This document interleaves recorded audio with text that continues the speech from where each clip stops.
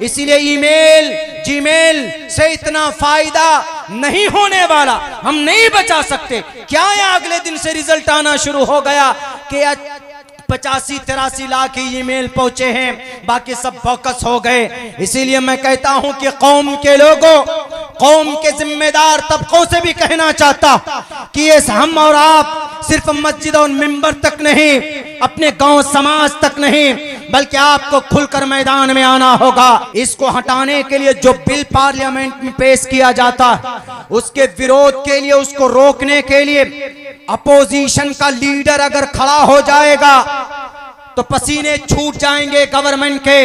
Opposition का leader कौन है, क्यों नहीं बोलता है? चोर और डाकू और उचक्का। अभी हमारे मुस्लिम, हमारे टोटल मुसलमानों की हिमायत उनको मिलती, हमारी वोट जब उसको लूटेरे लूटने पर आए हुए हैं। तो अब 10 साल पहले से कोई अपोजिशन में कोई लीडर नहीं था, लेकिन जब अभी लीडर है तो बोलता क्यों नहीं है हमारे लिए, हमारी मखालफत में वोट क्यों नहीं करता? हम बिहार में बसते हैं, बिहार का चीफ मिनिस्टर भी हिमायत में वोट करता। अभी एक कानून आया हमारी प्रॉपर्टी के ऊपर, वक्फ बिल के लिए, वक्फ के लिए। भारत के अंदर सबसे ज्यादा प्रॉपर्टी आर्मी के पास है, दूसरे नंबर पर रेलवे के पास है, जमीनें जायदाद, तीसरे नंबर पर वक्फ के पास है, हमारे वक्फ के पास इतनी प्रॉपर्टी है कि कई लाख एकड़ जमीन। किस लिए है? वक्फ है। वक्फ का मतलब अल्लाह के लिए दे दिया, वक्फ कर दिया। उसका मुतवल्ली भी उसको नहीं बेच सकता, जो वक्फ का मेन मुतवल्ली होगा, जिम्मेदार होगा, उसको भी नहीं बेच सकता। वो हिफाजत कर सकता है, रक्षा कर सकता है, खुर्द बुर्द नहीं कर सकता, बेच नहीं सकता, खरीदो फरोख्त नहीं कर सकता, कुछ नहीं कर सकता। He is not able to, कुछ नहीं कर सकता उसको। इस हिसाब से किसी को मिल्कियत में नहीं दे सकता। उस पर एक ऐसा कानून आ रहा है, एक ऐसा कानून आ रहा है कि अब बहुत आसानी के साथ उसको खरीदा और बेचा जा सकता है, बहुत आसानी के साथ। बहुत सारी तब्दीलियां उसके अंदर में। सनातन धर्मी मेंबरान भी होंगे, हिंदू भाइयों को भी मेंबर बनाने की कोशिश की जा रही है। उसके अंदर डीएम का पूरा उसके ऊपर में कब्जा होगा मुकम्मल तौर पर, जो कि देश के संविधान के खिलाफ है। अपने दोस्तों को खुश करने के लिए ऐसा कर रहे हैं, लेकिन हम लोग क्या करते? कभी कभी ये कौम यकीनन इतनी कमजोर हो गई है, सोच इतनी कमजोर, अमली एतबार से हम इतने कमजोर। हम लोगों ने क्या तहरीक चलाई? हमारी तहरीक ये चली कि जेपीसी के पास ये बिल जा चुका, ज्वाइंट पार्लिमानी कमेटी के पास, वो अध्ययन करेंगे, 21 लोगों की वो टीम है, और देखेंगे, उसके बाद फिर वो वहां पर पेश करेंगे। और ज्वाइंट पार्लिमानी कमेटी ने ये कहा है मुसलमानों से कि भाई आप क्या कीजिए, स्कैन करके ईमेल भेजिए। ये मेहनत की अल्हम्दुलिल्लाह हमारे अकाबरीन के कहने पर, लेकिन मेरा एनालिसिस ये है, मेरी थ्योरी अलग होती। ये सिर्फ आपको डेमोरलाइज करने के लिए एक सपना है। हमने कितने 5 या 6 करोड़ हमने ईमेल किए, भेजे स्कैन करके। 10 करोड़ ईमेल उसके पास ऑलरेडी पहले से पड़ा हुआ है उसकी मुखालफत में। 10 करोड़ आरएसएस वाले एक बटन दबाते हैं, आपकी जेपी, आपकी इस बिल की हिमायत में 10 करोड़ उनके पास। और आपके पास कितना है? आपके पास 5 करोड़ ईमेल। ईमेल से कुछ नहीं होगा। जब बिगड़ती है जालिम की नीयत तो नहीं काम आती कोई दलील और हुज्जत। अब से पहले भी तलाक के ऑर्डिनेंस के ऊपर हमने दस्तखत किए, अब से पहले भी यूसीसी के ऊपर हमने मुखालफत की। सिर्फ ये है कॉन्फ्रेंस करके हम इसकी मुखालफत नहीं कर सकते, हम इसको हटा नहीं सकते। इसको हटाने के लिए जो बिल पार्लियामेंट में पेश किया जाता है, उसके विरोध के लिए, उसको रोकने के लिए अपोजिशन का लीडर अगर खड़ा हो जाएगा तो पसीने छूट जाएंगे गवर्नमेंट के। अपोजिशन का लीडर कौन है, क्यों नहीं बोलता है चोर और डाकू और उचक्का। अभी हमारे मुस्लिम, हमारे टोटल मुसलमानों की हिमायत उनको मिलती। हमारी वोट जब उसको लूटेरे लूटने पर आए हुए हैं, तो अब 10 साल पहले से कोई अपोजिशन में कोई लीडर नहीं था, लेकिन जब अभी लीडर है तो बोलता क्यों नहीं है हमारे लिए, हमारी मखालफत में वोट क्यों नहीं करता। हम बिहार में बसते हैं, बिहार का चीफ मिनिस्टर भी हिमायत में वोट करता, उसका एमएलए और उसका एमपी हिमायत में वोट करता है कि हाँ इस बिल को पास होना चाहिए, और ऊपर से लॉलीपॉप थमा देते। कुछ आलिम को बुला करके मौलाना आजाद सेंटर के नाम पर इफ्तिताह करवा देते हैं, लॉलीपॉप थमा देते। करोड़ों रुपए खर्च मत करो कॉन्फ्रेंसों में, बल्कि उन लाखों रुपए को बेहतर से बेहतर वकला खरीदिए, वकला पैदा कीजिए और सुप्रीम कोर्ट में पीआईएल दाखिल कीजिए। हमें कभी उम्मीद है कि कानूनी लड़ाई अगर सलीके से लड़ी जाए, आज नहीं तो 5 साल के बाद जरूर इंसाफ पसंद लोग बैठेंगे और वो इंसाफ करेंगे। इसीलिए ईमेल जीमेल से इतना फायदा नहीं होने वाला, हम नहीं बचा सकते। क्या है, अगले दिन से रिजल्ट आना शुरू हो गया कि 85-83 लाख ही ईमेल पहुंचे हैं, बाकी सब फोकस हो गए। इसीलिए मैं कहता हूं कि कौम के लोगों, कौम के जिम्मेदार तबकों से भी कहना चाहता कि ये हम और आप सिर्फ मस्जिद और मिंबर तक नहीं, अपने गांव समाज तक नहीं, बल्कि आपको खुलकर मैदान में आना होगा। इसलिए कि तारीख यही बताती, जब तक आप मैदान में नहीं आएंगे, जो लोग राइटर है अपने कलम के जरिए से आए, जो लोग किताबी सलाहियत रखते हैं वो किताब लिखकर मैदान में आए, जो लोग अपनी जुबान को जुबानी ताकत रखते हैं अपनी जुबान को बुलंद करे। इसलिए कि भारत की धरती पर एक बहुत बड़ा बादशाह आया था। कौन? उनका नाम अकबर था। शुरू में बहुत शरीफ था, ये बहुत ज्यादा शरीफ था। कई उलमा किराम को बुलाया और ये कहा कि आलिमों, उलमा की जूतियां सीधी करता था वो, इतना ज्यादा अकीदत रखता था, आलिम दीन से बड़ी मोहब्बत करता था। 4-5 आलिम दीन को बुलाया और कहा कि जरा आप बताइए कि भाई हमें ये काम करना है, शरीयत को किस अंदाज में नाफिज करना है। वहाँ 4 के 4 टोटल उलमाए किराम लड़ पड़े आपस में कि नहीं, तुम सही नहीं हो, तुम्हारा मसलब ठीक नहीं है, तुम्हारा तरीका ठीक नहीं है। उसी दिन से अकबर को नफरत हो गई उन कौम के उन तर्जमानों से जो अपने मजहब को सही तरीके पर पेश नहीं किया था, कौम को बांट दिया था। उसके बाद उन्होंने कहा कि ब्राह्मण को बुलाओ, शिया आलिम को बुलाओ, क्रिश्चियन आलिम को बुलाओ, सबको बुलाता और सब लोग अपने अपने धर्म के बारे में बताते। एक ब्राह्मण पंडित खड़ा हुआ, उसने वहदतुल वजूद के ऊपर इतनी अच्छी बातें कही, यानी ईश्वर के एक यकता के ऊपर। ईश्वर कौन है? सही से एक विरदय कहवा एक एवनस्मयो विक्षवीडिया, परमात्मा कहाँ रहता है?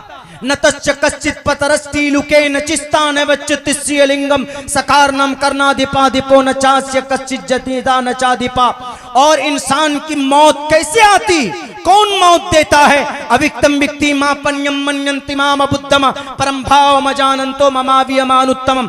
आज की मूर्ति और पत्थर में क्या परमात्मा है? न देवा मुरचलामिया न कास्ते विदते द्यो न पाषाण न मूर्णमय भावुही दवस्तस्मादु भावुही कारणम। वो ब्राह्मण पंडित वहदतुल वजूद पर जब बात करता है, सलीके से बात करता है, इत्मीनान से अकबर बादशाह सुनता और फिर शिया आलिम को बुलाया, मुहज्जब अंदाज में बात करता।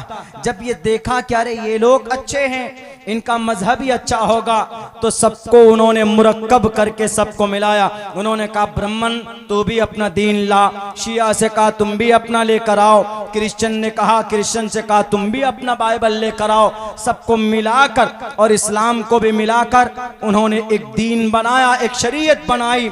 उस दीन और उस शरीयत का नाम दीन इलाही रखा, यानी शरीयत को मिटाकर, नबी की शरीयत, नबी की सुन्नत को मिटाकर नई दीन और नई शरीयत की शुरुआत की। कौन? अकबर ने। शुरू में जो इंसाफ पसंद था, शुरू के अंदर जो अकीदतमंद था, शुरू में जो आशिक रसूल था, लेकिन कौम के लोगों की लड़ने की वजह से दीन इलाही को वजूद में लाया और पूरी ताकत सरकार उसकी थी, बादशाह था, बादशाह ने शहंशाह था उस वक्त में।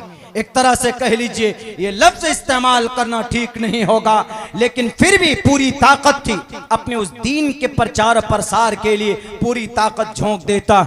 लेकिन मेरे भाइयों, ऐसा नहीं है कि जब अकबर सामने आया अपने नए दीन को लेकर, तो उस वक्त लोग सर झुकाकर बैठ गए। एक अल्लाह वाला सामने खड़ा हुआ, एक अल्लाह वाला शरीयत की अपने दाएं हाथ में शरीयत को पकड़कर और अकबर के सामने में खड़े होकर के कहा, मेहनत की, पूरी कोशिश की।